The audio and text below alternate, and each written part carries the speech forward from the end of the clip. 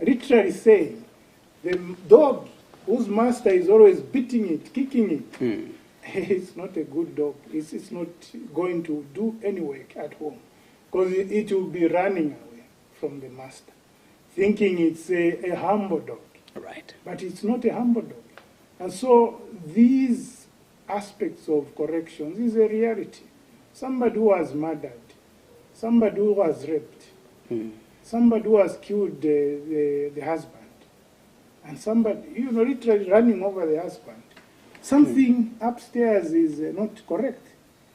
And we need to know what are the reasons why such a crime was committed. For the interest of time, CG, I want you to clarify to the people of Zambia with regards to the news that we heard that was this last week actually, where we were taught or we heard that you had announced, through a press briefing that the president had assigned a new law which will enable the inmates, some inmates, to go on leave or to go on a vacation of 14 days.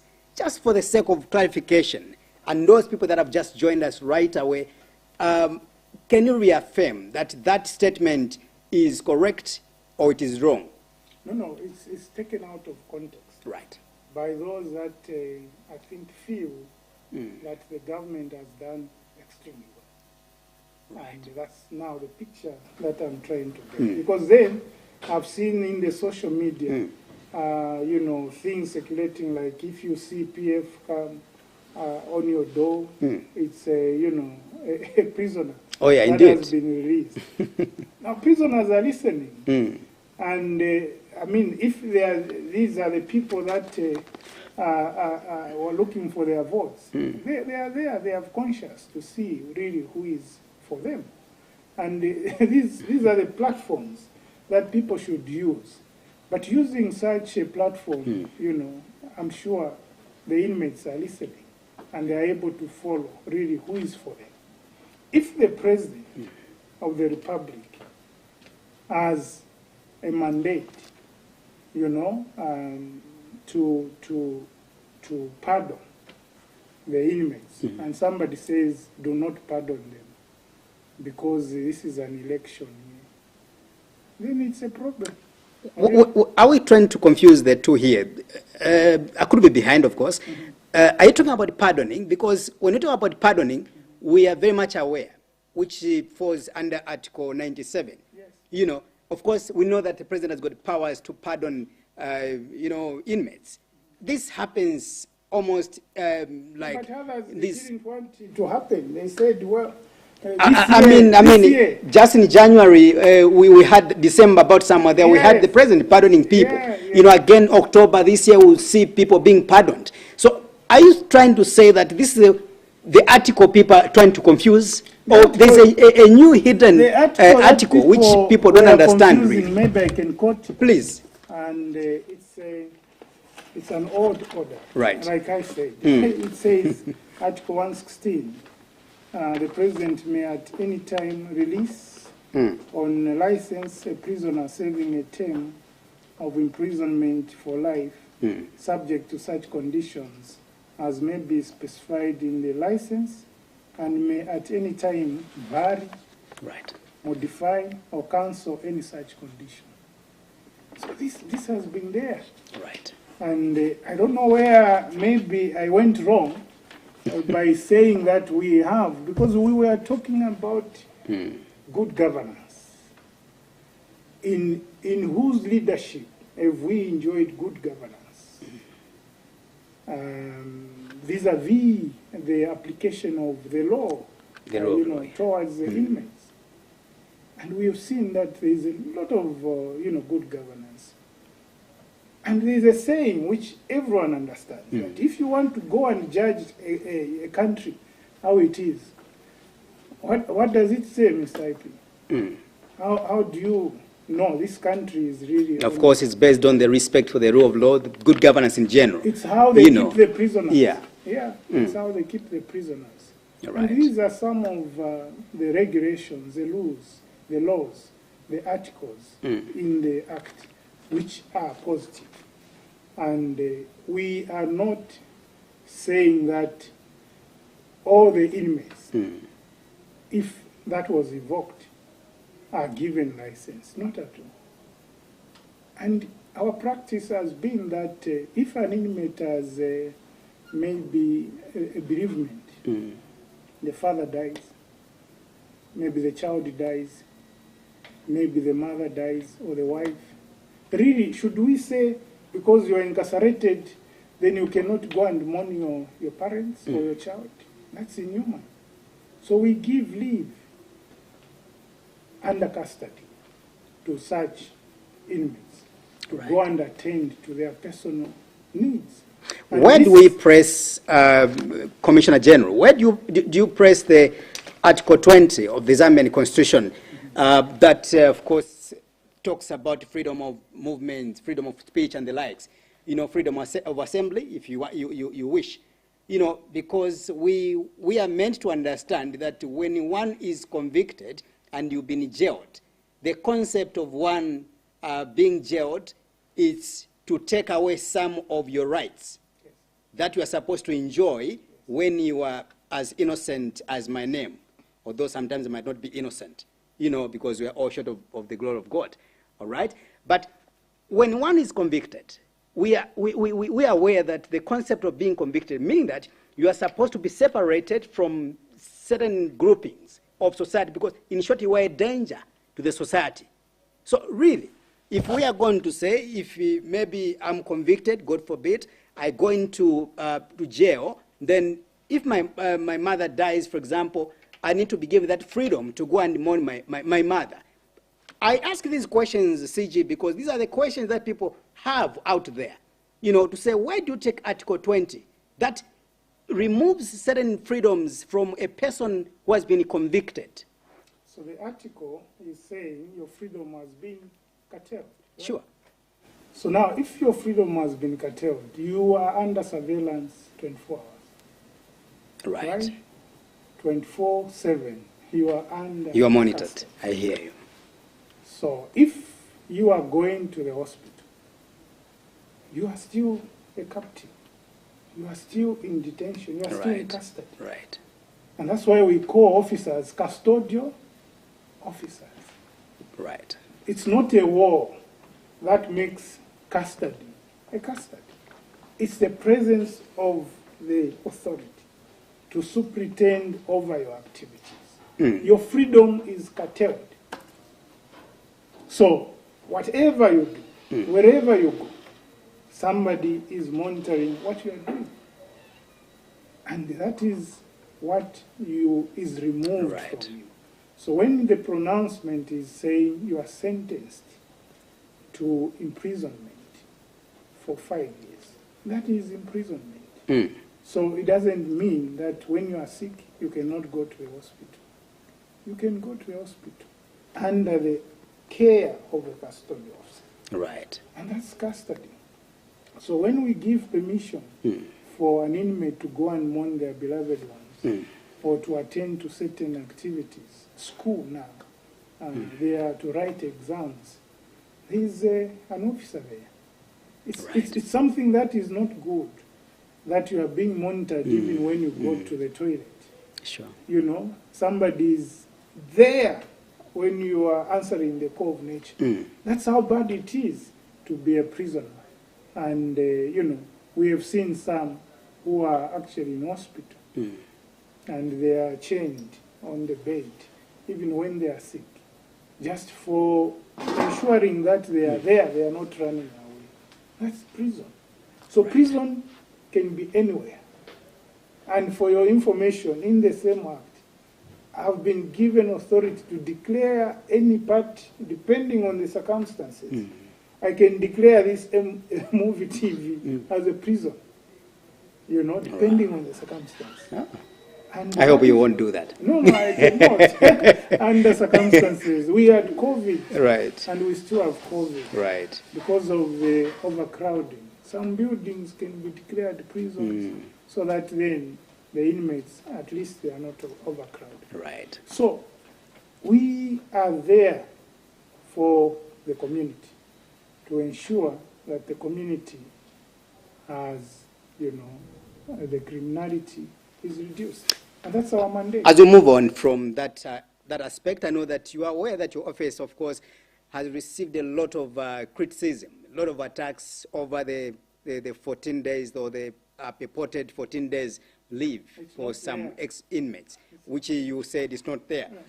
How do you make of these people really that have gone on rampage, of course, criticizing you and your office?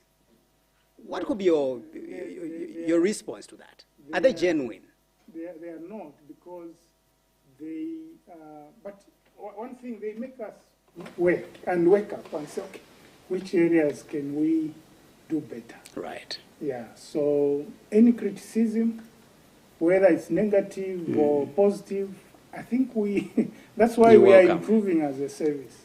Because I can assure you, before, you would never see a prisons commissioner so frequently being called to, answer certain queries, right?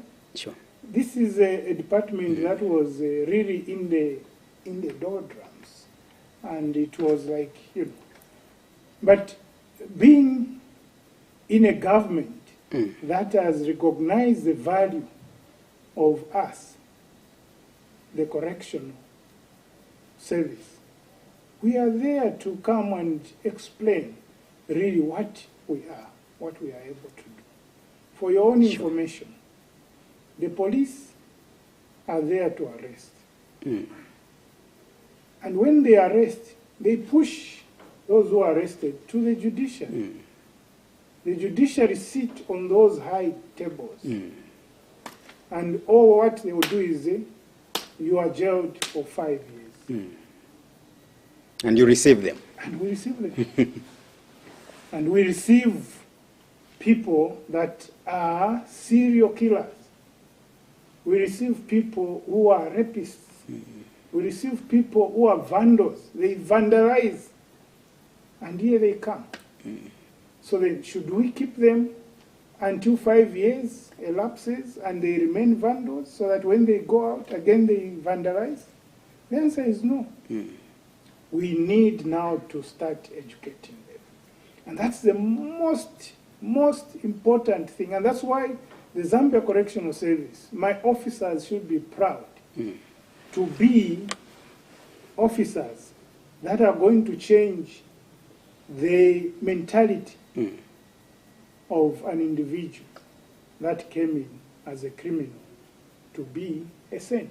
In terms of caring as well, we've been told that you are also not as careful enough to ensure that you secure, these convicts. We've heard stories where maybe this inmate is sent, to the community. Along the way, this person, massacres people around. Just like a story that we heard again, that was last week again, where we've been told that 8 people were killed, were massacred under your watch as Commissioner General. What care really are you talking about here? It's regrettable that such an occurrence happens. And we are victims as well.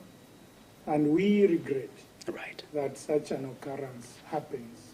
What really transpired? Just give a brief account. I might not give details because the police, I think, are handling such a matter. Right. And all what I can say, as a correctional service, we have gotten this as a way of improving on how we do our functions. Right. Mind you, we have more than 25,000 inmates within our custody. Right. And once they are pronounced to be, jailed, sentenced, they are either pronounced to do hard labor. So you are pronounced, you are judged, or you are sentenced to 5 years with hard labor, right? And this hard labor has to be done. So how is it done? These people are actually selected. There is what we call, labor allocation, where inmates are assessed to do certain activities. And then when they are assessed to do certain activities, the officers are assigned look after them. Now, the norm is that there should be 1 officer to 4 inmates. Right? Right. That's the international norm, accepted norm. Right. But in our case, maybe you have 1 officer against 30 inmates. And Meaning we still need more officers to be and recruited. that's why we say we need more recruitment. Because our functions are increasing, you know, and we are trying to do the best to ensure that all the inmates are actually within, you know, our focus. Now, if you have 100 inmates who have gone maybe to do a community service, maybe at the hospital, and you have only 2 officers, it's something that it's very possible that they could be overpowered at some point. The officers are doing their best to ensure that the 100 inmates go back. But there are elements there, right? There are elements within this 100 number who may not conform. Just like the children we have at home. You have 5 children. 3 might be very, very reasonable. They will understand it. But 2 might be very, you know, difficult to and you will not say because the 2 or 1 is very bad, then the rest of the children are bad. Will be condemned. And this is the scenario in which we are. So these gentlemen whose, you know, action is a barbaric action, the law needs to take its course. And we, as a service, once the conclusion is done, we will take full responsibility of the victims once the conclusion is done. And it's something that we do not accept. Right. And we are together with, you know, the members that are affected. Because we are affected. Indeed. We are really affected. And so somebody should not celebrate and say, okay, now, because this has happened, therefore, you know, it's the president because he has released, it's the president or the commissioner because he has done this, so therefore he should resign and so on. Yeah, it's easy to say resign, right? And some of us, and you've heard that advocacy actually from, you know, your critics that are demanding for your some of us would say, okay, guys, here is a seat, come and, you know, occupy show us. But I can give you my views. I think if there is a person who should be compassionate, it's somebody who treats a patient. Right. And I've been trained as a doctor, and I've seen patients. Oh yeah. You know, cancer patients and so on. And I've been trained as a policeman. At one time, I was arresting these fellas. Right. And you know, interrogating them. I've done prosecutions. At times, I stood in the dock and challenged these fellas. Now I'm a corrections officer.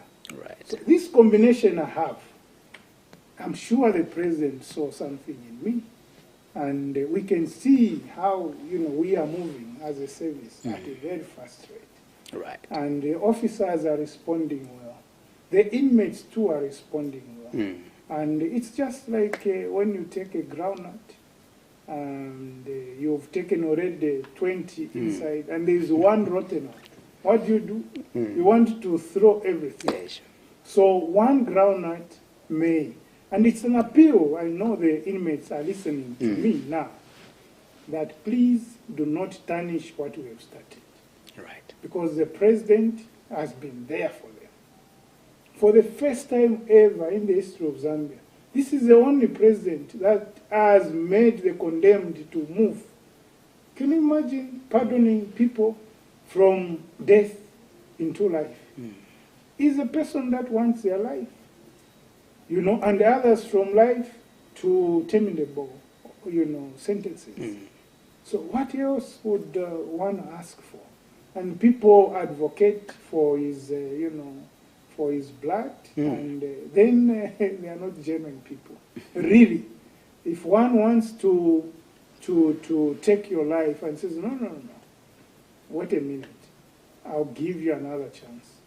Right. Really, I know the conditions in our facilities may not be 100%. Sure. But this is a president who has built now 2 big, ultra-modern, I was actually basically coming to that Yeah. question regarding the traffic in these facilities. You know, it's an issue where one will easily speculate to say it's just a name. You know, spices outside the wall. When you read Zambia Correctional Service, and then somebody is told to say what happens there is actually a correction to these people. You know, but in the actual sense, people are insinuating that basically it is the real torture going on in those facilities. What is a clear picture? I think there was one inmate who was, I think, a foreigner, if I remember very well, from Netherlands, who was incarcerated here. We were at pains to send him to Netherlands because he refused. Said, where you want to send me? It's tough there. Right. I can sleep well. I can eat well. But the environment is so secluding, you know. Right. He was saying, I've never seen, and if our friends who come here have never seen where there is so much interaction between the inmate and the officer, and the programs that are there. This is a government that has allowed the human rights to go to the, even at the, you know, to check where the inmates are sleeping. And they do their reports. So if there is a government that has kept, you know, human rights for the inmates, I think this is the government. Right. Of His Excellency Dr. Edgar Chagwalungu. And I'm proud to be part of that transformation without reserve. And so the conditions, and we don't hide, our facilities are congested. Right. And that's why the government came in. Under 8 years, they built Luwingu, a new infrastructure. Right? They built Kalabo, the new infrastructure. Other rehabilitations. They built 2 mini hospitals in Livingstone and Chipata. And they bought fleets of vehicles. I'm sure you've never witnessed you know, buses. If you've seen buses passing for prisons, PS, and vehicles for the betterment of the inmates, you know, the farming equipment, the irrigation facilities, the uniforms for the inmates, the uniforms for the officers, the harmonization of salaries to the officers, harmonization of ranks to the officers. As I'm talking now, there is a recruitment of skilled officers, right? First ever, where we've recruited psychologists as high as people who have attained even PhDs to come in the correctional service. There are hundreds being trained, doctors, psychiatrists, engineers, you know, all sorts of, and that's how government wants it to be. So that when we say an individual comes who has done an offense, they'll find a psychologist who is going to treat them, you know, using their tools that they've learned in school and apply it on human beings. We need these rehabilitation centers. Let's talk about the issue to deal with these, you know, constitutional issues, you know, legislative laws that you have under your act. One of the controversial issues that we've had for a long time now is the ambiguities in the Supreme Law of the land, which is the Zambian Constitution, in simpler terms, as well as the act that you are using now, or let's say the previous act, where there was a contradiction somewhere where, in terms of the inmates, the Constitution, for you, you are saying, when these people that have been corrected in those correctional facilities through your lecture, when they are pardoned or when they are released, they have to be treated as normal individuals. Not so? All right? But when it comes to the Constitution again, there was an issue where it says that somebody who has been jailed before, who has been convicted before, you cannot get employed in a public sector. You know, all that, contradiction. How has that been harmonized with the new act that we have now? Because really, this brings about a lot of worries. We have covered a number of these people. When they are pardoned or when they are released from jail or correctional facilities, you find that they become destitute. They have got nowhere to go. They look for employment. Potential employers, they'll say, no, this person was convicted at some point. They are never trusted. Again, go to the government side, the government system again refuses to employ them. Hence, you put the burden now on the private sector. Has that been harmonized, CG? Well, the provisions of denying those that have criminal records. Sure. So the issue is criminal records. Sure. It depends, really, on institutions. And by the way, it's not only government that employs. And that's why there's been advocacy by us, the government itself, as well as the non-government organizations. Let's handle it from the law aspect. Let's handle it from the law aspect. Yeah. Has that ambiguity been harmonized with a new act? I need to study the new act appropriately, and then I'll advise whether that has been harmonized. Exactly, because I think it's a thorny issue, if you ask me, because you cannot say it's not only the government that is supposed to offer employment to people in general, but you as a government, you are saying a person who has got a criminal record cannot get employment in the public sector. Government should at least lead by example to say these people have been corrected, and even us, we can employ them. Even you, the private sector, you can go ahead and employ them. Meaning that we are really walking the talk. Yes, and that's our advocacy as a service. That one, we really are advocating for first things like community sentences. Sure. Yeah, and then re-employment of those that could have been, convicted. And after, of course, careful analysis. Because if you are a newscaster here at Muvi TV, and then you commit an offense here at Muvi TV, the offense that would have brought the institution, to review. It's difficult, really. Right. And logically, it might be very difficult for you to come back. If you are an accountant, and then you abrogate your accounting principles, it might be difficult, because there are other bodies that are looking at the welfare of an accountable accountant.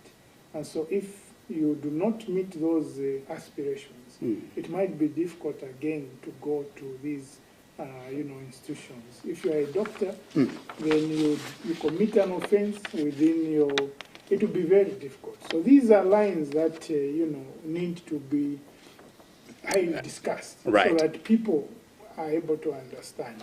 Right. I want us to get to, just to get more highlights regarding how your service is contributing to the food security of the country. Because when you talk about the Zambia Correctional Service, it's not all about keeping inmates. There are a lot of things that are happening within your facilities. But for the viewers that are watching us right now, this is Muvi Television from Zambia's capital city, Lusaka. And of course, others, you are watching us on our official Facebook page, which is Asking Muvi. And indeed, a delegation from Utunensu na Chagwa, they are also televising the program live. So my guest is Commissioner General under the Zambia Correctional Service. My name is Innocent Piri, of course, IP. Let's begin from here. Apart from that as well, just bring us to speed regarding the contribution of your service. What is the role, or what duties are your men and women you are keeping in those facilities doing in terms of contributing to the food security of the nation? Firstly, like I said, this is a government that has really put much emphasis on the Zambia Correctional Service to be part of, the food basket contributor nationwide. Right. Firstly, they actually gave us, an empowerment to procure farm equipment. I think in 2018, the government gave us some millions of kwacha where we procured farm equipment for farm expansion. And we did that. We expanded, some farms, to the extent that now we can safely say we are almost on a positive move in terms of maize production. We haven't reached there, right? Because our hectareage is still small, but I can assure the public that we are going to actually improve on the hectareage of maize and other cash crops. I found a production of less than 50,000 bags by 50 kg. Wow. And for years, I think we've been struggling to just within that. It could be 30,000, 40,000. But last farming season, not this one, the 2019, 2020 farming season, we actually hit 100,000 bags of by 50 kg of maize. It has never happened. Right. This farming season, the projection which I've been given is that we've hit 100,000 or 150,000 by 50 kg of maize. And this is just produced under 2,000 hectares of land. Now my projection and my vision, together with the officers, hard-working officers, is that when we talk about a correctional farm, we should be talking about more than 20,000 hectares cultivated. That's your target. And rain-fed. The government, through the World Bank grant, has given us, irrigational equipment. And I can safely say we are almost there. We've opened one farm at Mukuyu in Kabwe, which is, having 310 hectares under center pivots. As I'm saying, we are planting wheat. We have another farm block in Luansha, which is 300 hectares under center pivot. We have another farm in Serenge, which is 700 hectares under center pivot. Right. We have another farm in Mpika, which is 160 hectares under center pivot. We have another farm in Indola, Chondwe, which is 100 hectares under center pivot. We have another farm in Mumbwa, which is 100 under center pivot in Mumbwa. If we put our acts well, and that's why we are employing these experts to come on board. And with the equipment, you just saw IP, the working government that gave us a quite huge fleet of tractors, combine harvesters, bulldozers, to expand the land. And first ever, we have a milling plant that can produce milling meal 80 metric tons in 24 hours. So if you calculate 80 metric tons in 24 hours, it's huge, inflow of maize. Right. And this is a government. And we are trying to have at every regional office a milling plant. And there's coming up milling plant, Petaoke milling plant, which will be huge. Maybe will produce 240 plus metric tons in 24 hours. And so we are saying we are going to be involved in the food basket issue, not only in maize production and cash crop. we've gone in aquaculture. We are actually growing fish. And it's a directive that every station in the country must have, fish ponds. And the officers are responding to that. Right. And not only in that field, we have acquired land in the northern circuit, precisely Mungwi and Imporokoso and Chinsali, where we are going to have ranches for both, domestic animals as well as game animals. Interesting. And that's where we are going. Right. You just saw how, recently we signed a memorandum of understanding with the road, Sure. Development agents and the roads fund agents. We are involved in construction of roads. As I'm talking, my team is in the rural areas of Central Province, and they are doing roads. And we've been doing roads without funding from anywhere. Right. This you can come and attest in Cabo. We've done roads, and this is where we're moving. Not only that, the industry. And when I was appointed, because the industry was together with the agriculture, I separated the two. We have potential to produce desks in Zambia. We have potential to produce bunker beds in Zambia, sofas. I'm sure you've seen when you come to agriculture shows that it's just the infusion of capital. And we have planned to do, block making, and because we have labor. As we talk about that, Commissioner, I want you to also, maybe under a minute, to quickly, because they've got should be three items that we need to exhaust. Regarding the skills that you are offering to the inmates, what among the skills are you, are you offering to your inmates? Several skills. Yeah, just run us through. We have the carpentry skills. We have the welding, right? We have the tailoring. We have bricklaying, and we have plumbing. And now we have agriculture, and we have mechanics, we have electrical. All these skills are given at a TVETA level, from level 3 to level 1. And those that may want to even go in these academic to become engineers will do so. And then we have academic classes. Right. We are running schools, actually. And if you go to Kansenshi, we have a secondary school, which is now having grade 12. We have, schools here in Lusaka, at Lusaka Central. We have schools here at Kamfinsa, and, in Chimbokai, here in Mukobeko. And you see that the inmates continue on, only last few months ago. I was, with the PS opening Katombora, upgrading it from a basic secondary school into a high school. So we are there. We are moving in a positive way, both in skills and education. We realize that offenders who come through our facilities could have dropped from school.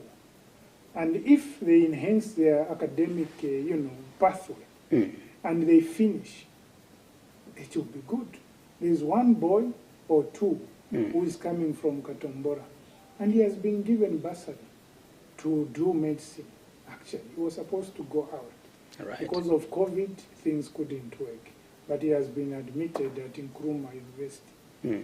Is an ex-offender. Maybe, CJ, why don't you come up maybe with initiatives as government to possibly establish some maybe factories, could be some industries, so that when these people, they are pardoned, they do not become destitute. They can easily mobilize, come together and, work in those industries and maybe offer jobs to other people, including, brilliant. Yes, exactly.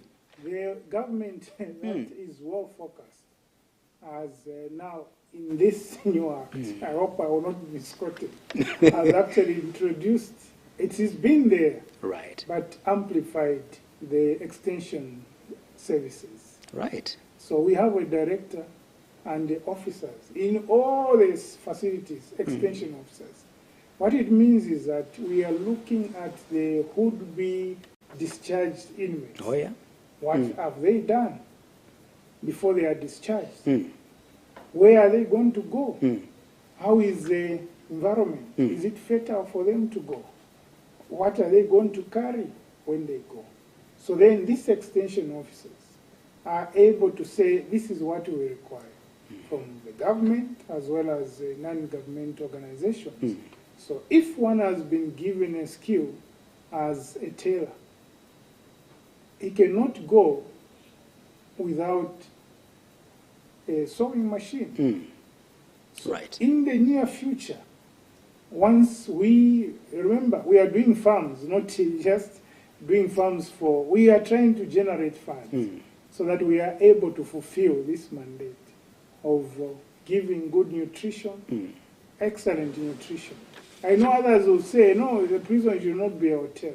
But remember I said, if we expose our inmates to very, very, very strange and very hard conditions, we'll just harden them. Once they come out, they can sleep on the street when it's cold, because they've been sleeping in court where they're coming from.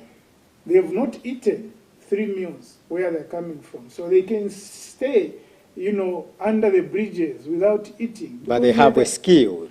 What I mean is that they become more criminals, right, hardened.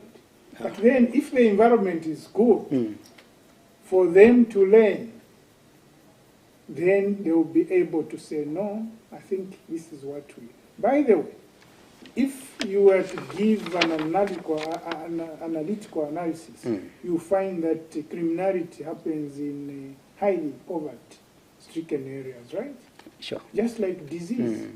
So where there is so much disease is where there is overcrowding, there is poverty, and so on. Even criminality, that's where it is.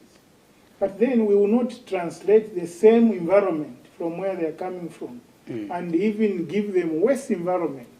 Then we are not helping. And so the question that you asked is that we need to ensure that when they have learned the skill, they are able to go and use it where they are and earn a living so that then they become better citizens. They do not reoffend to come back in us.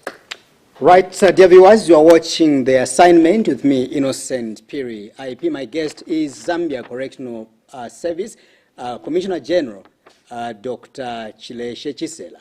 Is here to answer some of the questions that have been burning in your minds. I hope is able to respond to all those questions. Remember, you are watching us live on Muvi TV from Zambia's capital city, and also our official Facebook page, Ask Muvi. And indeed, again, I should make mention that a delegation from Utunensu na Chagwa, they are also here on their official Facebook page, so you can able to follow us on all those platforms. Let's move on, CG, with regards to the issue that we have, or should I say, one of the deadly pandemic that has befallen our nation. Not only Zambia, but the continent of Africa, as well as the world at large. The issue to deal with the COVID-19, and people have been looking to see what is going to happen in those facilities of yours where there are a lot of people. Like you've confessed here that there's too much congestion. But beside that, your government is working hard to ensure that that problem is, resolved. Let's talk about the COVID-19. How have you managed, despite these issues where maybe some inmates, they go out there and become unbecomable, attacking people, massacring people? Let's talk about the COVID-19. How have you managed to contain the COVID-19? This is an indicator of how a working government is, Because if I can give a statistic that we only had 1 or 2 deaths, is that not something that everyone should say, hey, what happened? It's because we've responded to the golden rules, and we have adhered to the golden rules. The gentlemen and ladies who are incarcerated are very peaceful people who follow these guidelines to the letter. And they've responded very well. At times, it is painful to see them, sleeping, so Exactly, the social distancing, no one loves it. No one likes it. That's why at times you go to His Excellency and say, sir, there is a problem. And he will say, Inefia man understashani, longfo. And he is a man of action. And it doesn't take long to act on certain things. And that's why we've seen, because the condemned section was like packed. And when His Excellency was approached, he actually could even shed tears and say, well, this is not acceptable. Doc, what can we do? He dropped them so that we are able to manage them in a way that they have enough space. That's how, a person with good heart can act. And this is what we are doing. We are trying to follow the guidelines. Right. And we are moving very fast so that we can create more space. Because with COVID-19, the social distance is an issue. And these other, amenities. We should also thank the NGOs, the stakeholders. There are so many, just to mention a few, GIZ, the German government, the CIDAS, of course, the other, government, the faith-based organizations, and many others. They've come on board to provide with us masks, sanitizers, soaps, Tredkins, and many others. Because the government has an open door policy, we are getting a lot of assistance. Right. First ever. And so we had about 200 cases from the first wave and the second wave. And we had about 2 to 3 deaths confirmed COVID, but related with other infections. And so it's a good record, really. And our friends from the SADC region and Africa, because we are members of AXA and ICPA, they were wondering, what are you doing? Well, we can say first, it's the hand of God. Because God gives good leaders who are able to interpret, the visions, like Daniel did, and that's what is happening. We have to go, but just under a minute, I want you to answer this question, very critical question actually, because we know that inmates this year, again, they've been given that privilege to vote, to cast their votes, because even them, they are also humans just like we are.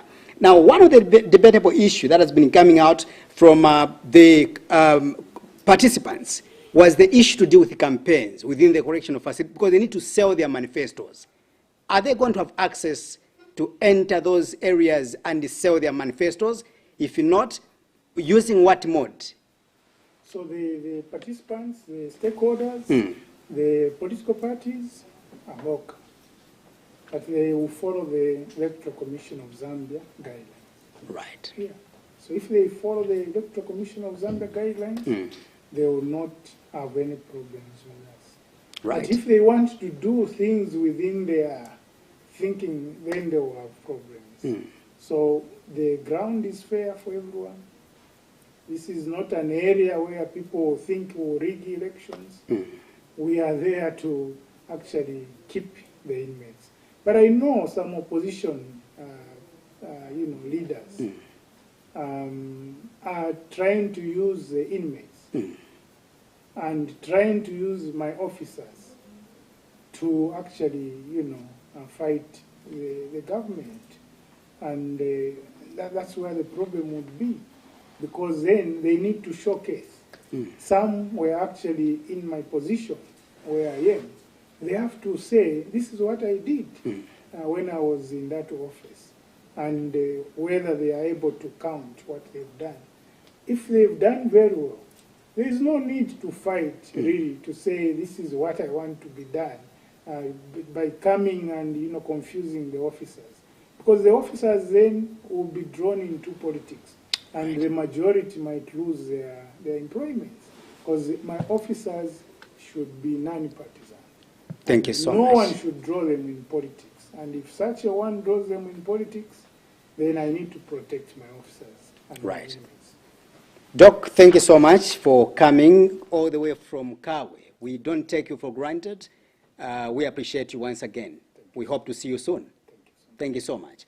Dear viewers, we end our discussion here. My guest has been Dr. Chisela Chileshe, who is Zambia Correctional Service Commissioner General. My name is Innocent Piri, on behalf of my producer, Mavuto Piri, and also camera person, Obvious Kapunda. The delegation from Utunenzu na Chagwa, thank you so much. May God bless Zambia. May God bless Mother Africa. Good night.